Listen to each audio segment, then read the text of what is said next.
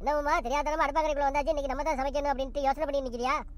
ராத்திரி சாப்பாட்டுக்கு என்ன பண்ணுறதுன்னு தெரியாம தான் யோசனை பண்ணி நிற்கிறேன். எனக்கு பிடிச்சதை சொல்கிறேன், செஞ்சு தரியா? சொல்லுவாப்பா, உனக்கு என்ன வேணுமா? நான் செஞ்சு தரேன். பேன் கேக் வித் கோகனட் சாஸைய. என்னடா ஏதோ வெளிநாட்டு சாப்பாடெல்லாம் கேட்குறா, அதெல்லாம் யாருக்குடா செய்ய தெரியும்? என்னம்மா இங்கிலீஷை சொல்லணும்னு மிரண்டு போயிட்டியா? நீ எப்போ செய்கிறே தான் தோசையும் தேங்காய் சட்னியும் கேட்டேன். அட வெண்ண, தேங்காய் உடைக்கும் போது செம்பை தூக்கிட்டு ஓடியாருவா தேங்காய் தண்ணி குடும்பமாட்டுக்கிட்டு நீங்கள் இங்கிலீஷ் பேசுறீங்களோ? நம்மளுக்கு இங்கிலீஷ்லாம் பேச தெரியும், உனக்கு தெரியணும்ல, அதுக்காக தான் அப்படியெல்லாம் பேசி காட்டினது. நீ போய் டிவி பார்த்துக்கிட்டே நான் அதை சுட்டு எடுத்துக்கிட்டு வர்றேன். என்னடா இருக்கிறா நீ? பாத்ரூம்ல இருக்கிற. கழிச்ச பாத்ரூமுக்கு போனாண்டாக்கா ஒரு மணி கணக்குல உட்காந்துட்டு இருப்பான், வந்து தொலைய மாட்டானே. சீக்கிரம் வட வெளியில. அப்புறம் தோசை ஆறி போயிடுச்சு, அது போயிடுச்சு, இது போயிடுச்சுன்னு கத்திக்கிட்டு இருப்பா. வர வெளியில. ஏன்டா கழிச்ச வாலி ஃபுல்லாக தண்ணி இருக்கும் போது நீ வேற போய் தண்ணி திறந்துக்கிட்டுண்டா? ஏன் இருக்கிற தண்ணியை எடுத்து யூஸ் பண்ணிட்டு வர மாட்டியலோ?